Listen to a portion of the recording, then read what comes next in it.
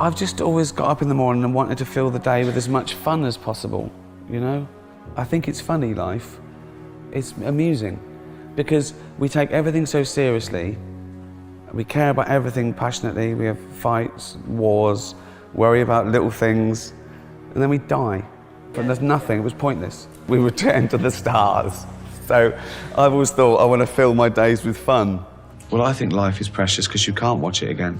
But once you realise you're not going to be around forever, I think that's what makes life so magical. One day you'll eat your last meal, smell your last flower, hug your friend for the very last time. You might not know it's the last time. So that's why you should do everything you love with passion, you know? Treasure the few years you've got, because that's all there is. You have ruminated on death. You've got a long way to go yet, but what will death be like when it comes? Well, the best thing about death is you won't know about it. It's like being stupid, it's only painful for others. So I'm not bothered by it. We do ponder the universe, and it always comes back to us. It always comes back to us, you know, why are we here? We just are. The chance of us being born is 400 trillion to 1, and there's loads of reasons why you can say we're here. It's more what you do with it. It's to eat and drink and make friends and have fun. Make people laugh. Oh, there's no better privilege. When you're more unhappy than happy, there's something wrong and you've got to do something about it. Parties don't last forever, nor should they. People would hate to live forever. They'd hate it. You know, growing up, we were poor and working class. My dad was a labourer. We lived in a council estate. My mum was a housewife. But I didn't really know. Everyone was in the same boat, so I didn't know I was poor. I didn't know I was working class till I got to university and everyone spoke like the Queen. I didn't know what it was, really. Bob Dylan said a man can consider himself a success if he gets up in the morning, goes to bed at night, and in between does exactly what he wants. And I've always done that. I've always done that. I've never worried when I was trying to be a pop star on no money. I never moaned about, I never borrowed money. It was my lot. I chose to do that. And I've always done things the way I wanted it. I've never craved money. I've never been proud of money per se. In fact, the first few years of getting a newfound wealth, I felt guilty about it. And I still feel a little bit guilty about it because there was a nobility in poverty, really. And so I've always thought that if I'm going to be rich and famous, then I've got to be proud of how I made my money and how I got my fame. And money making money, I've never understood it. Do you know, I've never understood it. I don't play those games. I don't try and make more money. I've never tried to make money. Feared fame when I first started doing this, and I came to it late and almost accidentally, and I suppose organically. I got a little radio job when I was about 37, 38, after I'd worked in an office for 10 years.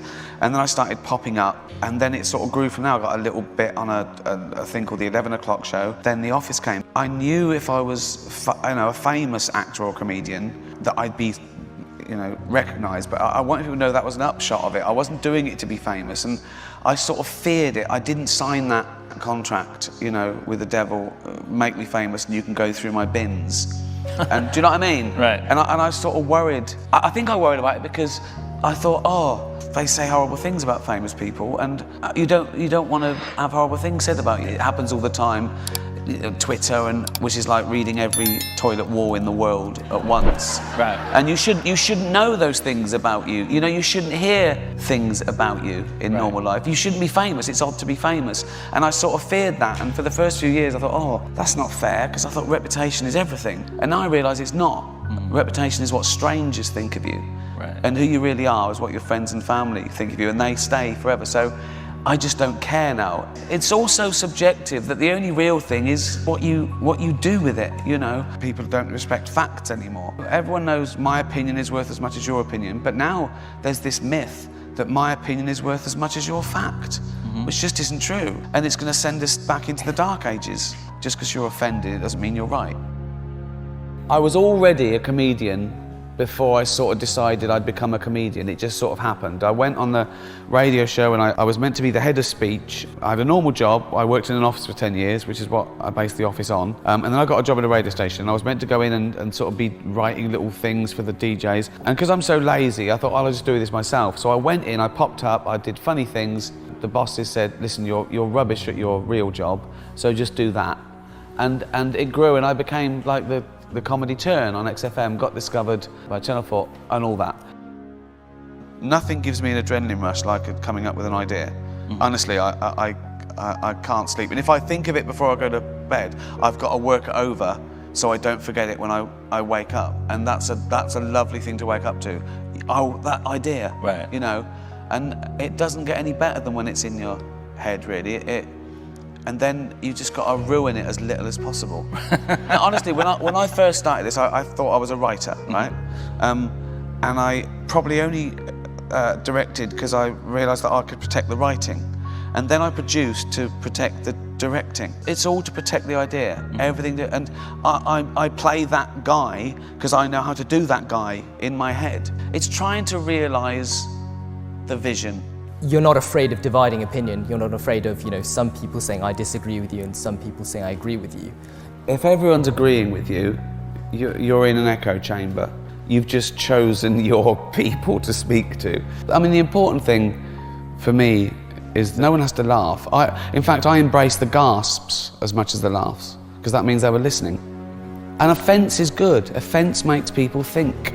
It makes them come up with another argument. I'm just tired of people saying, I'm offended.